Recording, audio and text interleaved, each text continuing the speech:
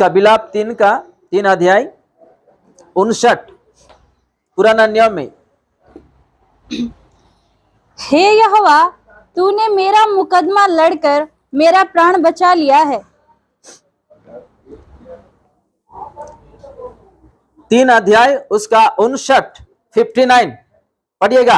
हे यहोवा, जो अन्याय मुझ पर हुआ है, हे यहोवा, जो अन्याय मुझ पर हुआ है आज तक भी होते जारी है, उसे तूने देखा है, उसे तूने देखा है। तू मेरा न्याय चुका। तू मेरा न्याय का चुका। आमीन। आमीन। अगर कोई आपको ऑफिस में अन्याय कर रहा है या आपका आत्मिक जीवन में, परिवार में, अड़ोस पड़ोस में, कंपनी में या घर वाले रिश्ते लोग अन्याय कर रहे, आप कुछ भी ले लो, या बंटवारा ले लो, नौकरी ले लो, काम ले लो, परिवार का ले लो, रिश्ता का ले लो, कुछ भी ले लो। यहाँ क्या लिखा है? हे यहोवा, जो अन्याय मुझ पर हुआ है उससे तो देखा है, तू मेरा न्याय चुका, मेरे लिए तो न्याय कर। आज हम कहा जाते हैं लड़ने के लिए, न्याय करवाने के लिए इंसान के पास जाते हैं, लेकिन यहाँ पे क्या लिखा है? यिर्मयाह लिखा हुआ ये विलाप गीत है। हम कहा जाते हैं आज?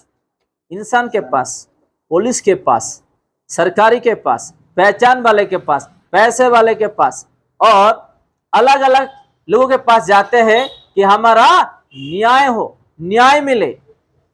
Hallelujah, hallelujah. लेकिन यहाँ पे क्या देखते हैं हम वचनों में? यहोवा मेरा न्याय चुका। किसे पढ़े हम? हे यहोवा, जो अन्याय मुझ पर हुआ है, जो अन्याय मुझ पर हुआ है अब तक, उसे तूने देखा है, उसे तूने देखा है। कौन देखा है? यहोवा परमेश्वर। मेरे जीवन में, मेरे परिवार में इतना अन्याय हो रहा है, फिर भी मेरा पति जो है कुछ नहीं कर रहा है, फिर भी मेरे पत्नी कुछ नहीं कर रहा है, फिर भी मेरा भाई बहन कुछ नहीं कर रहे, फिर भी मेरे माता पिता, बेटे बेटी कुछ नहीं कर रहे हैं। हम बोलते हैं कि नहीं ऐसा, लेकिन ये यहाँ पे कौन देख रहा है? कौन देख रहा है? प्रभु यीशु मसीह। अगर आप लोगों को भी ऑफिस में, कंपनी में या स्कूल कॉलेज में कोई अन्याय कर रहा है, कौन देख रहा है? या आपका घर में, या आपका पड़ोस में, या आपका मकानदार, या कोई भी हो जाने दो, कौन देख रहा है? और वो हमारा न्याय करेगा, वो हमारा न्याय के लिए लड़ेगा, हम नहीं। हमारा मुंह को बंद रखना है। न्याय में लड़ने वाला वो परमेश्वर है। हालेलुया। न्याय में खड़ा होने के लिए वो है हमारे साथ, काफी है। तो हम लोगों को ध्यान देना है प्रभु का वचनों में। अगर प्रभु का वचन में अगर हम ध्यान नहीं देंगे, अपने बुद्धि ज्ञान से जाएंगे, चलेंगे, हम एक दिन फेल हो जाएंगे। हमारा बुद्धि ज्ञान कुछ नहीं है। अगर स्कूल कॉलेज में बच्चों को कोई मार रहा है, सता रहा है, प्रभु यीशु मसीह देख रहे हैं, उसका न्याय उसको मिलेगा, उसको उखाड़ के नौकरी से ही फेंक देगा। हालेलुया। अगर आपको कोई ऑफिस में या कंपनी में कोई सता रहे हैं, कल से नहीं जाना है, छुट्टी नहीं मिलेगा, आओ कर लो, तुम ये कर दिए, वो कर दिए, सता रहे हैं, उसका न्याय भी परमेश्वर करेंगे। हमको सिर्फ वचनों में टिकना है, वचनों में खड़ा होना है, वचनों में चलना है, आगे बढ़ना है, ताकि प्रभु यीशु मसीह हमको आशीष दे और वो हमारे लिए लड़े और न्याय करे। व्यवस्था विवरण 24 अध्याय उसका 17। किसी परदेशी मनुष्य या अनाथ बालक का न्याय न बिगाड़ना और न किसी विधवा के कपड़े को बंधक रखना। चलिए फिर से हम रिपीट करें। किसी परदेशी कहते हैं उसको, डिटरनमी इंग्लिश में। हाँ, 24 का 17। किसी परदेशी मनुष्य या अनाथ बालक का न्याय न बिगाड़ना और न किसी विधवा के कपड़े को बंधक रखना। यहाँ क्या लिखा है? किसी परदेशी मनुष्य या अनाथ बालक का न्याय न बिगाड़ना और ना किसी विधवा के कपड़े को बंधक रखना। आप लोग ये बात समझ पाए? द्वितीय विवरणी 24:17। फिर से हम रिपीट करें। किसी परदेशी मनुष्य या अनाथ बालक का न्याय न बिगाड़ना और न किसी विधवा के कपड़े को बंधक रखना। देखो यहाँ पे एक तो हम परदेसी यानी कि विदेशी में है, और यहाँ पे न्याय के लिए नहीं बिगाड़ने के लिए हम देखते हैं, और विधवा के बारे में हम यहाँ पे देखते हैं। पहले विदेशी और उसके बाद विधवा। हम विदेशी में हैं, अपना शहर छोड़ के आए हैं, गांव छोड़ के आए हैं, अपना परिवार छोड़ के आए हैं। किसके लिए? अपने पेट के लिए, अपने बच्चों को इंसान बनाने के लिए, अपने कर्जे के लिए, पढ़ाई, बच्चों का पढ़ाई के लिए, जो भी ले लो। हम किसी का अन्याय नहीं करना। और कोई विधवा है जिसका कोई सहारा है ही नहीं, कोई भी सहारा है ही नहीं, ऐसे लोगों को भी हम क्या नहीं करना? अन्याय नहीं करना है। आज ऐसे ऐसे विधवा लोग हैं, ऐसे ऐसे विदेशी लोग हैं जिस लोगों को आज कोई मदद करने वाले भी आगे पीछे नहीं है। विधवा का जीवन में अन्याय होते रहता है और विदेशी लोगों का भी जीवन में अन्याय होते रहता है। इसलिए क्योंकि सब कुछ छोड़ के उन लोग आते हैं, अपने परिवार को लेकर के जीने के लिए, बच्चों को लेकर के आ जाते हैं, तो उस परिवार को, उस बच्चों को और उस विधवा को न्याय दिलाने वाला एक ही है, वो परमेश्वर। तो हम जानते हुए प्रभु का वचन को किसी को अन्याय ना करे, अन्याय ना करे, चाहे वो विधवा हो, चाहे वो विदेशी हो या परिवार हो, कोई भी हो जाने दो। हमारा परमेश्वर किसी का अन्याय करने वाला परमेश्वर नहीं है। वो न्याय करने वाला परमेश्वर है, वो प्रेम करने वाला परमेश्वर है, लोगों को वो बचाने वाले परमेश्वर है। तो हम लोगों को ये सारा चीजों में ध्यान देना है। हम आयोग उसका 13 का 7 पढ़ेंगे। आयोग उसका 13 का 7 पढ़े।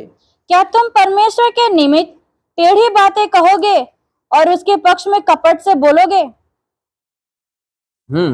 फिर से हम पढ़ेंगे। क्या तुम परमेश्वर के निमित्त, क्या तुम परमेश्वर का निमित्त टेढ़े बातों कहोगे और उसके पक्ष में कपट से बोलोगे? हम उसके पीछे अगर कपट से बोलेंगे, वो भी एक अन्याय है, वो भी एक प्रभु का दृष्टि में पाप है। चलिए फिर से हम उसी वचनों को रिपीट करते हैं। क्या तुम परमेश्वर के निमित्त, क्या तुम परमेश्वर का निमित्त टेढ़ी बातें कहोगे टेढ़ी बातें कहोगे और उसके पक्ष में, और उसके पक्ष में कपट से बोलोगे? हम इसी मुंह से, इसी हृदय से, इसी ओठों से, इसी जीभ से हम क्या करते हैं? प्रभु का आराधना करते हैं, प्रभु का वचन पढ़ते हैं और प्रार्थना करते हैं, लोगों के लिए भी हम दुआ करते हैं, और इसी मुंह, इसी सोच विचार, इसी हृदय, इसी ओठों, इसी जीभ को हम जो वचन पढ़ रहे हैं, ऐसे ही आज हम करते आ रहे हैं। हम लोगों को कुछ चीज में सावधानी में रहना है। प्रभु हमारा परमेश्वर जो स्वर्ग में बैठे हैं, वो ऐसे देखने से खुश हो जाना है। वो कैसे? ऐसे उसके बेटे बेटी को देखने से वो खुश होना है, ऐसा जीना है हम लोगों को। वो देख के कभी भी लड़ाई, कभी भी बुरी, कभी भी ये शराब, सिगरेट, अन्याय, अत्याचार, पाप, व्यभिचार, वो देख के नहीं रोना है, वो देख के खुश हो जाना है। हमको देखते ही वो खुश हो जाना, चलो मेरे बेटे और बेटी पवित्रताई से वो चल रहे हैं, जी रहे हैं, वो देख के खुश होना है। हम लोगों को ऐसा जीना है। चलिए समय बढ़ते जा रहा है। निर्गमन उसका 16 उसका 8, एक्सोडस। फिर मूसा ने कहा, यह तब होगा जब यहोवा सांझ को तुम्हें खाने के लिए मांस और भोर को रोटी मनमाने देगा, क्योंकि तुम जो उस पर बुड़बुड़ाते हो उसे वो सुनता है। और हम क्या हैं? तुम्हारा बुड़बुड़ाना हम पर नहीं, यहोवा ही पर होता है। चलिए फिर से हम रिपीट करें। फिर मूसा ने कहा, फिर मूसा ने कहा, यह तब होगा ये तब होगा जब यहोवा सांझ को तुम्हें खाने के लिए मांस और भोर को रोटी मन माने देगा, जी क्योंकि तुम जो उस पर बुड़बुड़ाते हो जी उसे वो सुनता है। जी। और हम क्या हैं? तुम्हारा बुड़बुड़ाना हम पर नहीं, यहोवा ही पर होता है कि नहीं? ये मिस्र देश में जो 6 लाख लोग थे, वो ज्यादा से ज्यादा किस चीजों के लिए मूसा से लड़ाई किए? खाने पीने के लिए। कोई है क्या अपने बीच में, आज मुझे चिकन नहीं मिला, आज मुझे अंडा नहीं मिला, आज मुझे मच्छी नहीं मिला, आज मुझे बिरयानी नहीं मिला, आज का संडे का दिन में स्पेशल खाना नहीं मिला? कोई है? आमेन। वो आदत छोड़ दे, हम उसी आदत हमको इजरायली जैसे बना देंगे। कौन? शैतान। मैं थोड़ी बोलना चाहता हूं इस चीजों में। जब मिस्र देश में ये इजरायली लोग थे, कैसे थे उन लोग? रो रहे थे, तड़प रहे थे, कब इस मिस्र देश से हम चले जाए। रो रो के दिन रात काम कर रहे थे। कोई है क्या हमारे बीच में दिन रात रो रो के काम करने वाले, अपने परिवार को चलाने के, अपने बच्चों को सही शिक्षा देने के लिए, या कर्जे से मुक्त हो जाने के लिए रो रो के काम करने वाले लोग? तो ध्यान दीजिएगा इस वचनों को। जो अन्याय इन लोग का जीवन में हो रहा था, किसके जीवन में? इजरायली का जीवन में। अगर हम वचन पढ़ेंगे ना, वहां पे लिखा है उन लोगों का रोना स्वर्ग तक पहुंच गया। किसके सिंहासन के पास? अपना पिता के पास। और वो देख के व्याकुल हो गए और मोजेस को बुलाया, मूसा मेरे बेटे लोग, मेरे बेटे लोग वहां पे रो रहे, जाके तो बचा। मूसा कहता है इतने बड़ी जिम्मेदारी मेरे से नहीं होगा, मैं तेरे साथ हूं, मैं तुझे सिखाऊंगा। और उसको लेके जाते हैं मिस्र देश, और बड़े बड़े चमत्कार करते हुए। देखो उस समय में अगर प्रभु यीशु मसीह चाहेंगे तो एक वचन में उसका राज्य को खत्म कर सकते हैं, लेकिन उसको पनिशमेंट देंगे ताकि ये खुद अपना आंखों में देखे यही जीवित परमेश्वर है, उसके लोगों को मैं छोड़ दूं, उसके लोगों को मैं छोड़ दूं। लेकिन कितना प्रॉब्लम उस शहर में आया राजा के कारण। उस मिस्री देश निवासी लोगों को भी प्रॉब्लम आया, बच्चे लोग मर गए हैं, अलग अलग चीज वहां पे हुआ है। बाद में उन लोग भी मर जाते हैं पीछा करते करते समुद्र में। और ऐसे ऐसे परिस्थिति में इन लोगों को प्रभु बचा के ले जाते हैं।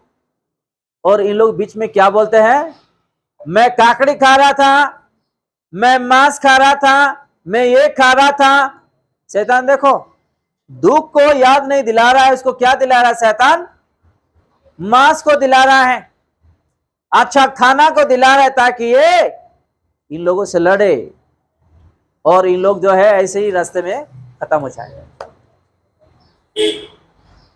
और उन लोग तो मांगते हैं वहां पे बुड़बुड़ाने की बात पढ़ दो, वहां पे क्या लिखा है? फिर मूसा ने कहा यह तब होगा जब यहोवा सांझ को तुम्हें खाने के लिए मांस और भोर को रोटी मन माने देगा। हाँ। क्योंकि तुम जो उस पर बुड़बुड़ाते हो, तुम जो उस पर बुड़बुड़ाते हो। एक तो प्रभु उन लोगों को बचा के ले आए। उन लोगों को ध्यान देना चाहिए कि हम लोग बहुत बड़े प्रॉब्लम में थे और हमारा यहोवा ने बचाया है, उस चीजों के लिए ध्यान देना है। लेकिन इन लोग मांस के लिए प्रभु को बुड़बुड़ा रहे हैं। कोई है क्या ऐसा जो अपने को प्यार करने वाले, अपने लिए सोचने वाले को हम बुड़बुड़ा, यानी कि उसको कुछ भी बोल दे, दिल दुखाए, उसके अगेंस्ट में जाए? कोई है क्या ऐसा जो कि हमको सच्चा दिल से प्यार करता है, हमारे लिए सोचता है, कुछ मदद भी करता है, आके खड़े होता है? ऐसे लोगों को कभी हम अपने मुंह से कुछ नहीं बोलना है। देखो प्रभु ने बचा के ले आया है, और इन लोग उसके ही अगेंस्ट में मांस के लिए। क्या मांस नहीं खाने से क्या हम मर जाएंगे? मर जाएंगे? आज भी ऐसे परिवार है, संडे दिन आया तो बस अगर चिकन नहीं है तो मटन नहीं है तो झगड़ा, मारा मारी, और किचन बंद हो जाएगा और किचन का वो बर्तन वगैरह फेंक देंगे। क्या क्या नहीं होगा, होता है ऐसा। तो हम लोगों को कुछ कुछ चीज जो है सावधानी में, एक आदत जो है इंसान को बिगड़ देता है, एक आदत जो है इंसान को खराब कर सकता है, एक आदत जो है प्रभु से दूरी कर सकता है। अपने जीवन में अगर ऐसा कुछ आदत है, मैं ये नहीं कह रहा हूं कि मांस खाने वाला, किसी को गुस्सा भी रहेगा, बुराई करने वाला भी रहेगा, झूठ बोलने वाले भी रहेगा, दारू पीने वाला, अलग अलग रहता है आदत, उसको छोड़ना है। अगर नहीं तो इस इजरायली जैसा होंगे। ये इजरायली लोग गए क्या मिस्र देश से गए? उन लोग गए, पहुंच गए उन लोग? नहीं। कितने लोग जा रहे थे? 6 लाख के ऊपर। कलेब और यहोशुआ को छोड़ के कोई भी उस देश में नहीं पहुंचे, सब लोग रास्ते में मर जाते, प्रभु खत्म कर देते उन लोगों को।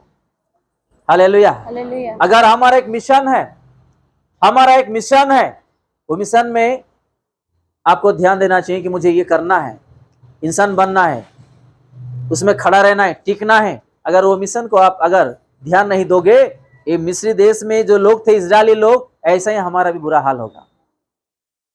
आपको प्रभु के लिए जीना है तो आपको जीना है। मुझे नौकरी करना है, नौकरी करना है, पढ़ाई करना है, पढ़ाई करना है, आत्मिक में बढ़ना है, बढ़ना है। एक सीरियसली एक डिसीजन होता है, नहीं तो ये इजरायली जैसा हमको भी अपना जीवन में देखना पड़ेगा। ऐसा होगा। जब तक कि आप कुछ चीजों को सीरियसली नहीं लोगे, आप आगे कभी नहीं बढ़ोगे और आपको कुछ भी नहीं मिलने वाला। Hallelujah, hallelujah. हम लोगों को कुछ कुछ चीज जो है ध्यान देना। प्रभु इन लोगों को प्यार किया और इन लोगों को गाली सुन के सब कुछ सहते हुए भी इन लोगों को बचा के ले जाने के लिए कोशिश कर रहा था। लेकिन इन लोग क्या किए? फिर से वही व्यभिचार, वही पाप, वही बुराई, वही मूर्ति पूजा, वही हर चीज करते करते रास्ते में मर जाते हैं। क्या फायदा है? प्रभु जो नहीं चाहता है हमारे लिए वो करना ही नहीं। प्रभु जो चाहते हैं वो ही करना है। प्रभु को जो चीज पसंद नहीं वो करना ही नहीं, छोड़ देना। नहीं तो हम कभी भी आगे बढ़ ही नहीं सकते हैं, आशीष नहीं मिलेगा हम लोगों को।